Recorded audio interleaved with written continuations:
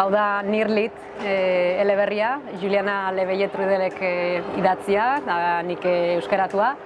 Eta bertan kontatzen da nola emakume bat, Quebectar emakume bat badoan Quebec iparraldeko herrixka inuit batera. Uda bakoitzean joaten da, hango umeekin aktibitateak egitera.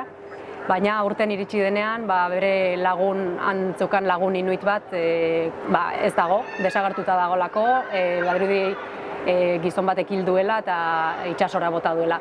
Eta orduan hortik hasten da kontatzen, bere lagun zenari kontatzen dio, bigarren pertsonan nola ikusten duen herria, herriko tragedia txikiak, tragediaz beteta dago mundu hori. Eta hasten da kontatzen, batenak eta bestearenak, eta batzutan hala ere kontatzen digu guri, irakurle hoi, eta irakurle, berak berbadak irakurle Quebectarrei, nolakoa da nango errealitatea, kritika egiten du, kritika oso zorrotza askotan gobernuei, inuitak gaur egungo miseria hortara eraman dituzten arrazoiei, eta baita ere autokritika, eta errudun sentimendu hori ateratzen zaio, bera txuria izateagatik, berak frustrazio hori, haiei lagundu nahi die, baina ez daki nola.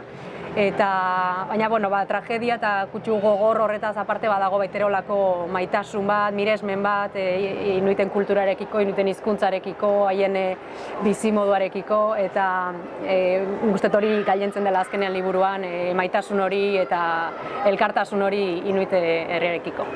Eta hori, oso gustora irakurri nuen liburu bada, gomendatuko nioke edonori.